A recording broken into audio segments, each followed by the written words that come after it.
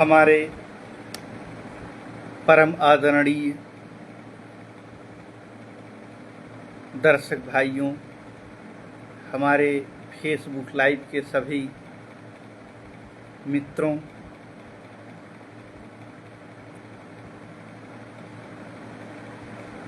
आप लोगों से सादर अनुरोध है कि आप सभी मित्र बंधु और हमारे फेसबुक के सभी मित्र लाइव आकर के जो भी आपके पास ज्ञान है, जो भी आपके पास समस्या है, उसको आप फेसबुक लाइव के माध्यम से सोशल मीडिया पर रख सकते हैं, क्योंकि सोशल मीडिया इस समय बहुत ही महत्वपूर्ण साधन हो चुका है। अपनी बात को रखने के लिए, अपनी बात को कहने के लिए। तो मित्रों, आज हमारा फेसबुक लाइव आने का बहुत ही महत्वपूर्ण विषय है और इस विषय से मन अत्यंत व्यथित है। हमारे फेसबुक लाइव पे रोली दुबे जी जुड़ चुकी हैं और हम आज ऐसे विषय पर आप लोगों के समक्ष उपस्थित हुए हैं जो गाजीपुर नौनहरा कांड पर नेताओं पर भारी पड़ गए, वहाँ के एसपी साहब। मित्रों, उत्तर प्रदेश के गाजीपुर जनपद के नौनहरा थाना कांड, जहां पर विगत दिनों पुलिसिया बर्बर पिटाई से सीताराम उपाध्याय की जान चली गई। तो मित्रों, मैं आप लोगों से कहना चाहता हूं कि पुलिस को इतनी बड़ी छूट क्यों दे दी गई है। इस बात को आगे बढ़ाएं, उससे पहले सामाजिक मुद्दे पर धरना दे रहे उन लोगों को मैं लाख लाख धिक्कार और लानत भेज रहा हूं, जिन लोगों ने एक दिव्यांग को मौत के मुंह में अकेले छोड़कर सब के सब भाग निकले।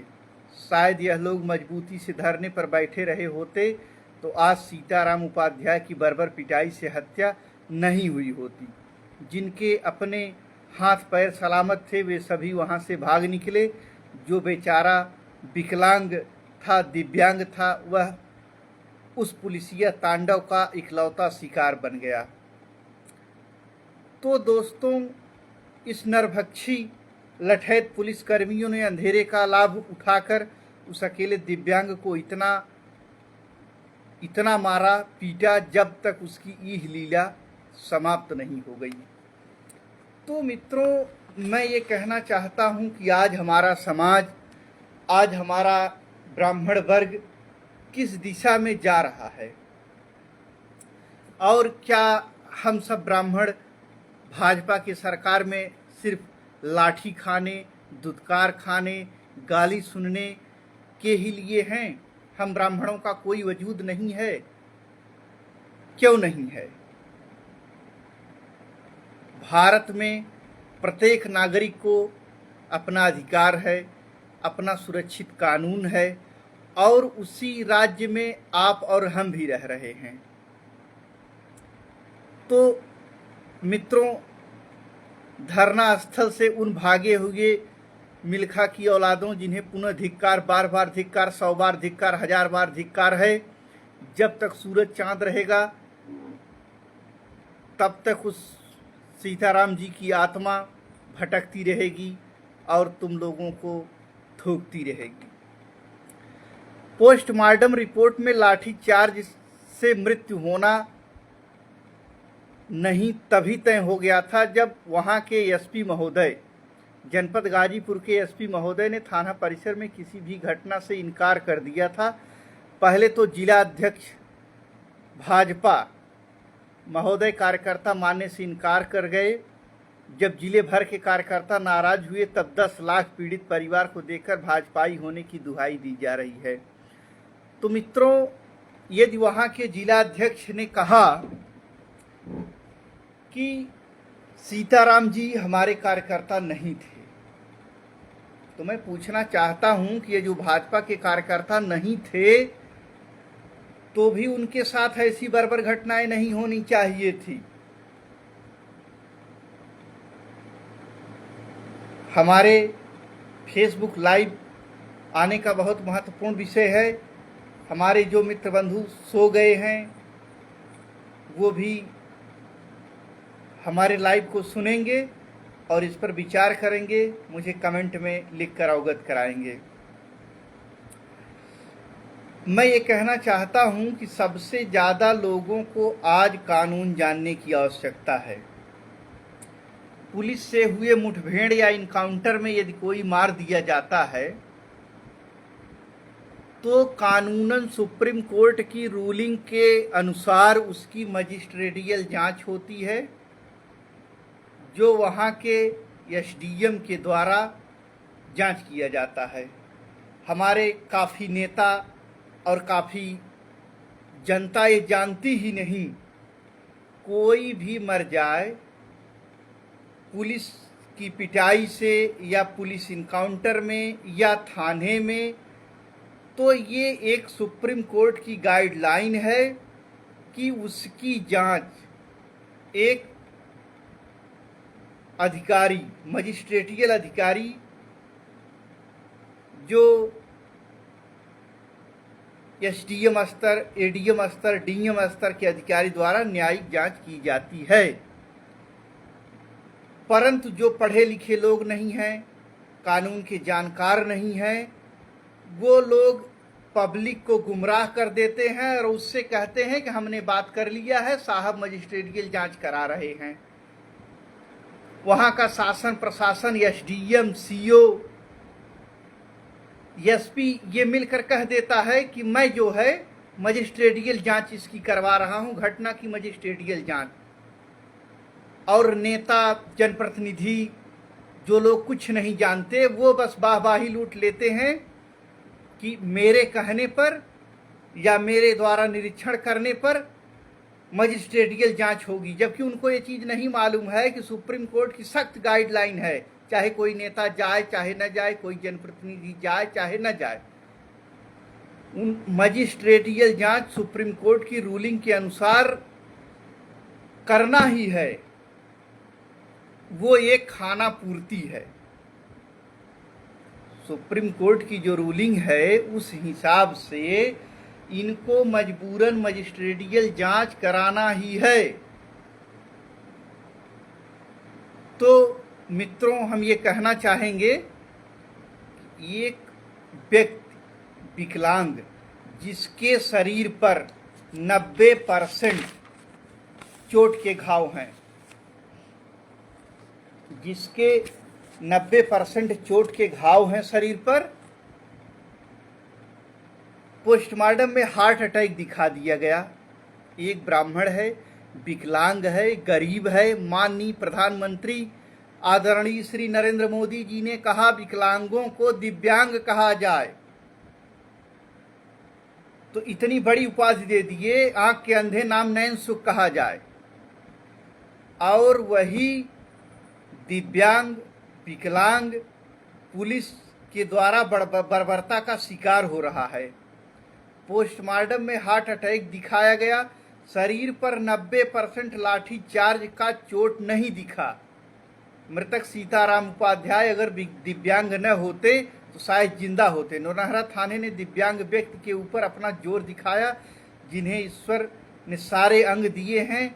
अब वो लोग मानसिक रूप से दिव्यांग बन चुके हैं। हार्ट अटैक का पोस्टमार्टम में आना मतलब पूरा थाना सेफ हो गया। सीओ या सच्चो सब कुछ दिन निलंबन काट लेंगे, फिर कोई थाना उनको मिल जाएगा। तो निलंबन होना, ट्रांसफर होना, पोस्टिंग होना, लाइन हाजिर होना, ये तो पुलिस विभाग की एक व्यवस्था है। पुलिस रेगुलेटिंग एक्ट की एक व्यवस्था है। किसी भी पुलिस कर्मचारी को लाइन हाजिर करना, सस्पेंड करना, ये उनके विभाग की एक व्यवस्था है। लोकपाल और लोक सेवक में यही अंतर होता है। जो लोग पढ़े लिखे नहीं हैं, जानकार नहीं हैं, जाहिल हैं, कानून एक तिल भर नहीं जानते, आज उनके साथ इस देश में इतनी परेशानी उनको पैदा की जा रही है कि जिसका कोई वर्णन नहीं किया जा सकता। मैं हर सामाजिक क्षेत्र में हमारा उठना बैठना है और मैं देखता रहता हूं कि आए दिन लोग पुलिस की बर्बरता का शिकार हो रहे हैं। और पुलिस को इतना पावर किसने दे दिया है? एक दिव्यांग व्यक्ति को, जिसकी सारी सोशल मीडिया, सारे फोटोज, सारे वीडियोस में उसके शरीर पर संपूर्ण चोट के ही निशान मौजूद हैं, और डॉक्टर साहब जो परीक्षण के सर्जन हैं, और डेड बॉडी पर हार्ट अटैक से मृत्यु का होना बता रहे हैं। तो आप लोग हंसिए, आप लोग उत्तर प्रदेश में हैं जहां पिटाई से हुई मौत को हार्ट अटैक का रूप दे दिया जा रहा है और सारा सिस्टम खत्म। कोई मर जाए उसको 10-5 लाख रुपया दे दीजिए, उसका पूरा परिवार उजड़ जाए, वो बर्बाद हो जाए, वो एक एक रुपए खाने के लिए मोहताज हो जाए और उसको 10-5 लाख रुपया किसी निधि से दे दीजिए और पुलिस प्रशासन के द्वारा उसकी हत्या हो जाए। यही हो रहा है। पुलिस प्रशासन अपने कानूनी तरीके से किसी की हत्या कर दे, यही व्यवस्था है। तो मित्रों, हम आप लोगों से यह कहना चाह रहे हैं, आप लोग भी इस बात को गौर करिएगा, मुझे कमेंट में बताइएगा, समय निकाल करके इस वीडियो को सुनिएगा कि यदि कोई ड्राइवर या कोई आम पब्लिक का व्यक्ति दारू पीकर गाड़ी चला रहा है या दारू पीकर कोई भी अनैतिक या गलत कार्य कर रहा है, पुलिस के पास मशीन है जो चेक करती है, उसे फूंक मरवाती है और ये चेक करती है कि कितना अल्कोहल इस समय लिया है। और क्या किसी पब्लिक के, किसी संस्था के, किसी और व्यक्ति के हाथ में अधिकार है कि अपने सरकारी पद पर बैठे रहने के दौरान, ड्यूटी करने के दौरान पुलिस दरोगा शराब पिया है कि नहीं, पुलिस दरोगा शराब पिए हैं कि नहीं, ये कौन चेक करेगा? अपने दफ्तर में, सरकारी कार्यालय में बाबू, डॉक्टर, मास्टर कोई अगर शराब पी के बैठा है ब्लॉक पे, तो कौन चेक करेगा उसको? कोई अधिकार, कोई कानून, कोई व्यवस्था ऐसी बनी है? पब्लिक के लिए सारे कानून बना दिए गए हैं, क्या इन लोगों के लिए कोई कानून बना है कि ये लोग अगर ड्यूटी पर शराब पिए हों तो कौन उसको चेक करेगा?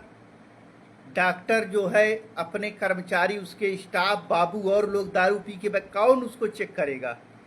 कोई पत्रकार आवाज उठाता है तो उससे फर्जी मुकदमे में लाद दिया जाएगा। कोई जनप्रतिनिधि के पास तो मौका ही नहीं है। जनप्रतिनिधि कोई मर गया है तो वहां उसके यहाँ द्वार करने जा रहे हैं, कोई मर गया है उसकी तिरही खा रहे हैं, तिलक है तो तिलक करा रहे हैं, बरेच्छा है तो बरेच्छा करा रहे हैं, शादी है तो शादी में शरीक हो रहे हैं, किसी के जनाजे में शरीक हो रहे हैं। उनके पास जिंदा व्यक्ति के लिए कोई टाइम नहीं है, कोई उनकी बातों को सुने।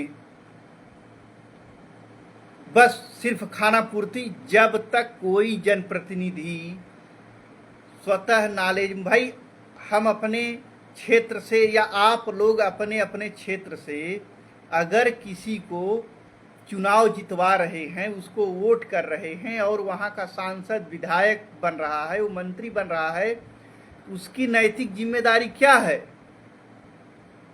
उसकी नैतिक जिम्मेदारी है कि अपने आवाम की, अपने वोटरों की, अपने क्षेत्र के लोगों की समस्याओं को स्वतः वह व्यक्ति निराकरण करे। उसको इसीलिए मंत्री, विधायक बनाया जाता है, सांसद इसीलिए चुना जाता है कि वो सबकी समस्याओं को एक पटल पर रखे। लेकिन ऐसा नहीं हो रहा है। वो 10 दिन आए, प्रचार किए, आपने वोट दे दिया, वो जीत गए, बात खत्म हो गई। ये सौदा हो गया, वो खरीदने आए और आपने उनको माल बेच दिया, टेंशन खत्म।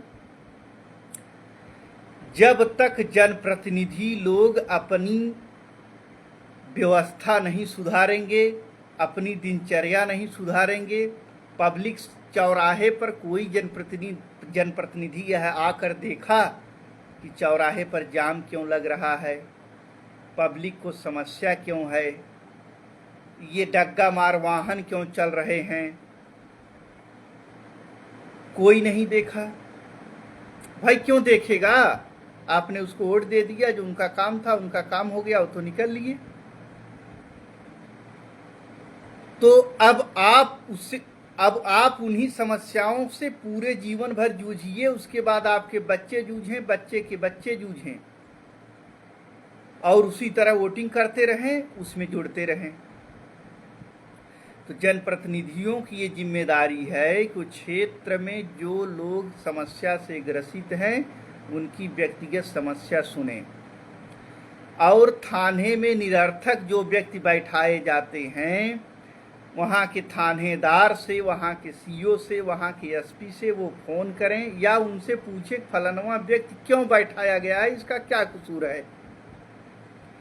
इसके अभाव में जो गरीब दुखिया कानून नहीं जानता उसको पुलिस लाकर बैठा लेती है, उसका शोषण करती है। शोषण पुलिस का काम पूरा हो जाने के बाद, शोषण हो जाने के बाद उसका 151 में चालान कर देती है, और पब्लिक दबी जुबान कुछ नहीं कह पाती।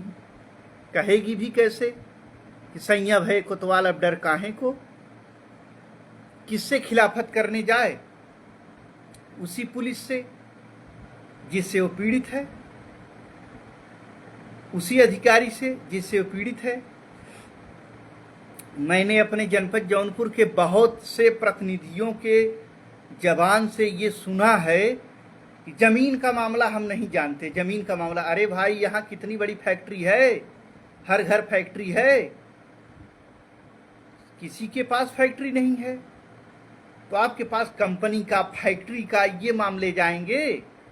अरे कोई गुंडा बदमाश, कोई शरारती पड़ोसी एक दूसरे की जमीन कब्जा कर रहा है, लोग उससे पीड़ित हैं, वो थाने पर जा रहे हैं, वो एसडीएम के यहाँ जा रहे हैं, वो विधायक के जा रहे हैं, वो मंत्री के यहाँ जा रहे हैं, वो जनता दर्शन में जा रहे हैं, उनके साथ कोई निराकरण नहीं हो रहा है।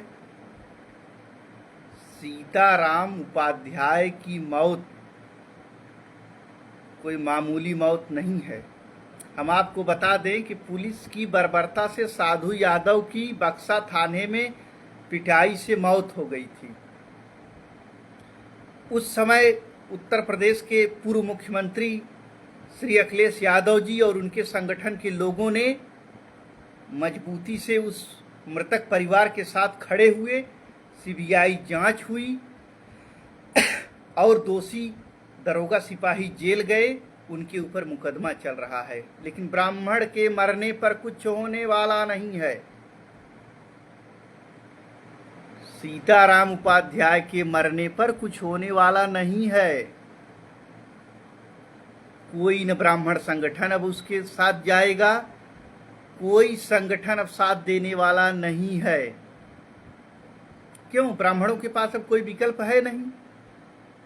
उधर जाएंगे तो लठ खाएंगे, उधर जाएंगे तो मुकदमे में लादे जाएंगे। ये बेचारे आंख मूंद कर अब भाजपा के सबसे नीचे स्तर के सेवक हो गए। अब इनका कहीं जाना संभव नहीं है। अब कहाँ जाएंगे और इनकी सुनेगा कौन? तो मित्रों, और हमारे लाइव के माध्यम से, सोशल मीडिया के माध्यम से मैं ये गुजारिश करना चाहता हूँ, आग्रह करना चाहता हूँ कि सीताराम उपाध्याय की मृत्यु की जांच सीबीआई से कराई जाए, ताकि उस मृतक व्यक्ति को न्याय मिल सके, अपने एक समाज को न्याय मिल सके, एक उत्तर प्रदेश की जनता को न्याय मिल सके। हम माननीय मुख्यमंत्री जी से कहना चाहते हैं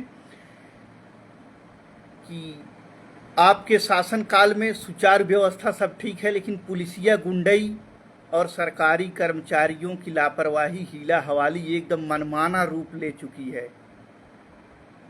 पुलिस एकदम निरंकुश हो चुकी है और इस निरंकुशता का परिणाम लोग आपको चुनाव में न दें। इसलिए माननीय मुख्यमंत्री जी से आग्रह है कि वो इस बात को बहुत गहनता पूर्वक लें, ऐसा कृत्य पुलिस के द्वारा क्यों किया जा रहा है। और न जानकार पब्लिक नेता जाने पर वो कहेंगे कि हम बात कर लिए हैं, मजिस्ट्रेटियल जांच हो रही है। बताइए, जबकि सुप्रीम कोर्ट की रूलिंग है कोई नेता, कोई जनप्रतिनिधि, कोई कर्मचारी अधिकारी कोई नहीं जाएगा। फिर भी सुप्रीम कोर्ट ने कहा है कि यदि किसी का इनकाउंटर में या थाने के लॉकअप में या किसी भी तरीके से पुलिस उत्पीड़न, जिस भी मामले में पुलिस संलिप्त है और वो व्यक्ति डेड कर जाता है, तो इसकी एक कानूनन मजिस्ट्रेटियल जांच होती है। और सब लोग जो गंवार हैं वो यही कहते हैं कि नेताजी आए, मजिस्ट्रेटियल जांच करवा रहे हैं। वाह! अरे हम तो आप लोगों से गुजारिश करना चाहते हैं, निवेदन करना चाहते हैं कि शुक्र है उन अधिवक्ता बंधुओं का जो हम लोगों का मुकदमा देखते हैं, किसी पद पे न रहते हुए भी अपने लोगों के थोड़े बहुत पैसे से वो आपके न्याय की लड़ाई लड़ते हैं। नहीं तो ये व्यवस्था और ये न्यायिक सड़ी हुई कानून व्यवस्था, घटिया कानून व्यवस्था से कोई उभर नहीं पाता। बताइए, माननीय डॉक्टर साहब को उस व्यक्ति की बॉडी पर सैकड़ों लाठियों के निशान, काली हुई चमड़ी, सर में लगे हुए दाग और पूरी बर्बरता के चिन्ह मौजूद नहीं मिले। तो ऐसे में आप लोग डॉक्टर साहब के लिए क्या कहना चाहते हैं, जिन्होंने एक पिटाई से हुई मृत्यु को हार्ट अटैक का रूप दे दिया। तो अब समझिए कि आप किस जगह हैं, आप किस जगह हैं और आपका वजूद क्या है।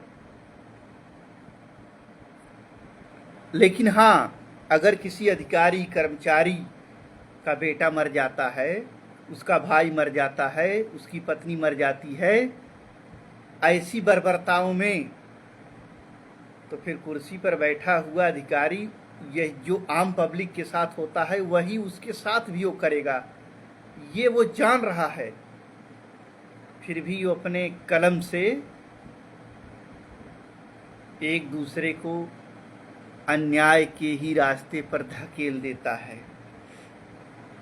पोस्टमार्टम रिपोर्ट मित्रों, जो न्याय का स्तंभ है, मृत्यु परीक्षण रिपोर्ट यानी पोस्टमार्टम रिपोर्ट, ये जो है व्यक्ति के, मृतक व्यक्ति के न्याय की रीढ़ होती है। परंतु उसमें क्या लिख दिया जा रहा है आप लोगों के सामने है। तो कितने लोगों के साथ ऐसा होता होगा, कल्पना आप तो कर ही सकते हैं। तो आप लोगों से मैं यही कहना चाहता हूं कि सब कुछ करते हुए कानून की जानकारी लीजिए, कानून को ध्यान दीजिए। अब मैं ज़्यादा कुछ न कहते हुए, क्योंकि मेरे पास कोई शब्द इस पुलिसिया और सरकारी खेल के सामने मेरे पास कोई शब्द ही नहीं है। मेरे पास ऐसा कोई शब्द नहीं है कि जो मैं सीताराम उपाध्याय मृतक की आवाज़ बुलंद करने के लिए लगाऊं। तो जो आज ब्राह्मण भाजपा के नाम से बदनाम है, अंधभक्त जैसी गालियां सुनता है, तमाम लोग उसको गाली गलौज देते हैं। आज वही भाजपा सरकार है, आज वही ब्राह्मण है और उसकी इतनी निर्मम हत्या हो गई। पुलिस का तो सिस्टम है, आज ट्रांसफ़र होगी, कल पोस्टिंग होगी, परसों लाइन हाजिर होगी। ये तो पुलिस रेगुलेटिंग एक्ट की व्यवस्था है। क्या उन पुलिस वालों के खिलाफ FIR हुआ? महत्वपूर्ण बिंदु ये है कि अगर वो लोग कई बजे से धरना पर बैठे थे, रात में लाठीचार्ज क्यों की गई? कोई जनप्रतिनिधि क्यों नहीं मिला? उनकी समस्या के निराकरण के लिए वहाँ के DM, वहाँ के SP, SP, वहाँ के ADM, वहाँ के CO, वहाँ के SDM, कोई जिम्मेदार अधिकारी धरना स्थल पर क्यों नहीं पहुँचे? क्यों? वो जान रहे हैं भाजपा सरकार है और उनकी सरकार है अधिकारियों की। हाँ, इस सरकार में इतना होगा कि जो भी न्याय के पक्ष में आवाज़ बुलंद करेगा उसे पुलिसिया बेइज्जत करवाएगी सरकार, उसको बदनाम करवाएगी, उसके ऊपर मुकदमा ला देगी, उसको डिस्टर्ब करेगी। कोई पत्रकार सुरक्षित नहीं रहने पाएगा, कोई जनप्रतिनिधि सुरक्षित नहीं रहने पाएगा और केवल उसके ऊपर मुकदमा लादा जाएगा, उसको खाने के लिए मोहताज कर दिया जाएगा, फर्जी मुकदमों में बजा के उसको जेल भेज दिया जाएगा। ये व्यवस्थाएं चल रही हैं। तो ऐसी व्यवस्था को हमारा प्रणाम है और इस जलालत को झेलने वाली हमारी जनता को भी प्रणाम है। माननीय मुख्यमंत्री जी, हम आपसे सादर निवेदन और करबद्ध प्रार्थना करते हैं कि सीताराम उपाध्याय की पुलिसिया मर्डर हुई है और इसमें जो भी अधिकारी कर्मचारी संलिप्त हैं सबके खिलाफ मुकदमा लिखा जाए, डॉक्टर का नार्को टेस्ट कराया जाए, उसने किसके दबाव में इतनी गलत रिपोर्ट तैयार कर दी है। तो हाँ, यदि न्याय मिल सके तो उत्तर प्रदेश में, और मैं इसी के साथ हमारे लाइव में जुड़े हुए समस्त सुमित गुप्ता जी, नीरज राव जी, मनीष दुबे आदरणीय हमारे मामा जी, शिवम उपाध्याय जी, संगीता राजभर जी, रोली दुबे जी, हम आप लोगों को सादर धन्यवाद देते हैं जो आप लोग इतना कीमती समय निकाल करके हमारे लाइव पर जुड़े और हमारी आवाज़ बनने का काम करिए। मित्रों, मुझे न नेतागिरी करनी है, मुझे नेतागिरी से सख्त नफरत है, क्योंकि एक ऐसा यह पेशा बन चुका है, एक जनसेवा और शिक्षा और स्वास्थ्य आजकल इतना बड़ा धंधा है बिना GST, बिना टर्नओवर के। इसका कोई लाइसेंस नहीं चाहिए, दूने दून रुपया कमाइए। तो ये अब व्यापार हो चुका है। किसी के पास जनसेवा नाम की कोई व्यवस्था ही नहीं है। मुहर जनसेवा की है और कागज़ वैसे हैं जैसे बैंकों में लोन करने की फाइल है। लोन की फाइल अगर हिंदी में लिख दिया जाए, शायद है कि कई पुस्त लोन लेने पर विचार ही नहीं करेगा। तो मित्रों, आज यह वीडियो काफ़ी लंबा हो गया है, इसलिए मैं और कुछ कानूनी जानकारी आप लोगों के बीच साझा करना चाहता था और मैं उस जानकारी को कल साझा करूंगा। ये बात नहीं है गाजीपुर में एक व्यक्ति मर गया। आप लोग हंसते हंसते जानिए कि थाना शाहगंज में एक बिंद जी मर गए थे और रूप दिया था क्या, फांसी लगा लिए थे। अरे भाई, पुलिस जब किसी को लॉकअप में बैठाती है, थाने में बैठाती है, तलाशी ले करके बीड़ी, माचिस, गुटखा, मोबाइल, बेल्ट तक निकाल लेती है, फांसी कैसे लगा लिया।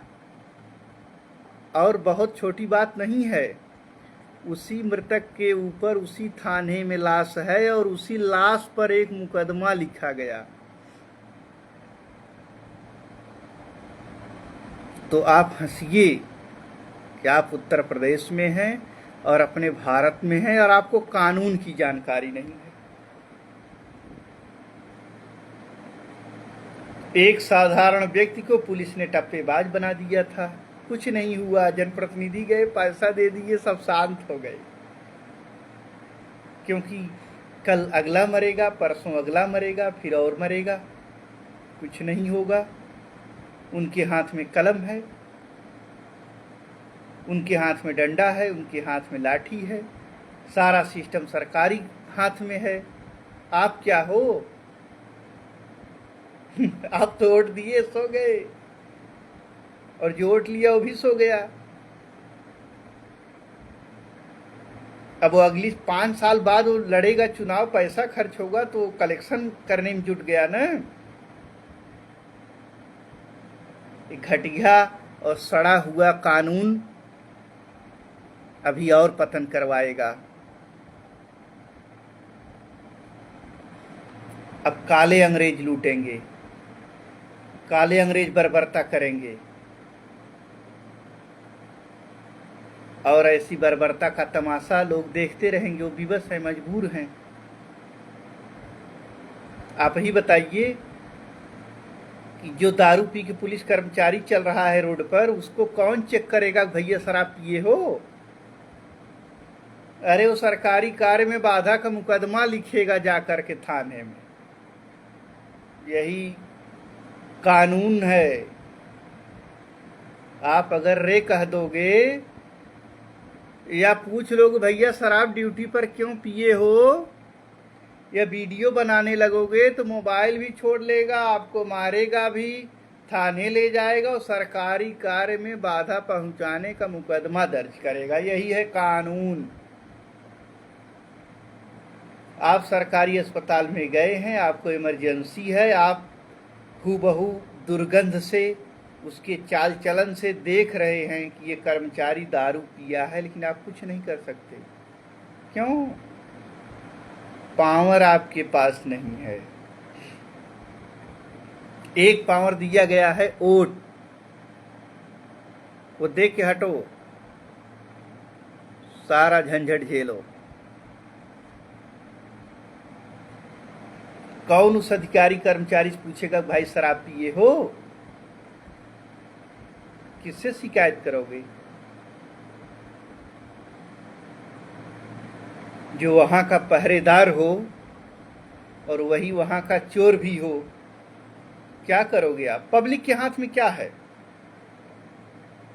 आप धरना देंगे, मारे जाएंगे, विरोध करेंगे तो मारे। आप अपनी बात को कैसे कहेंगे? क्या रास्ता है कहने का? अधिकारी सब फर्जी रिपोर्ट लगाते हैं तो क्या करेंगे आप? हम ये मान रहे हैं सपा सरकार ठीक है, तो फिर ये मान रहे हैं भाजपा सरकार ठीक है, बसपा सरकार ठीक है, कांग्रेस सरकार ठीक है। कोई सरकार ठीक नहीं है,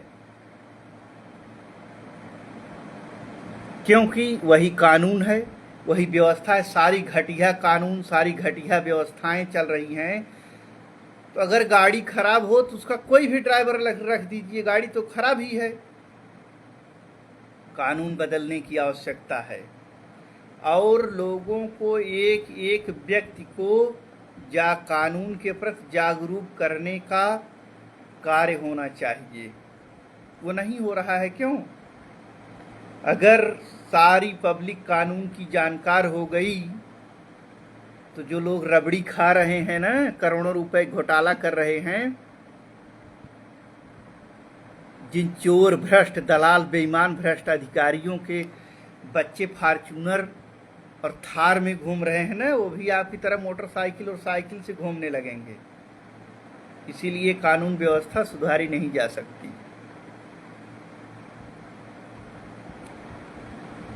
और किसी को कानून बताया नहीं जाएगा।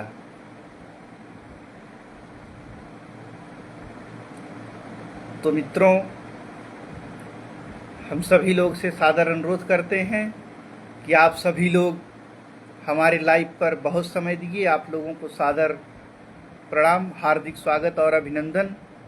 मित्रों, कल मैं कुछ महत्वपूर्ण कानूनी जानकारी के साथ पुनः फेसबुक लाइव आऊँगा। आज मैं काफ़ी विलम्ब से हूँ, तो मैं कल आप लोगों के बीच में फिर रूबरू हूँगा। तब तक के लिए नमस्कार।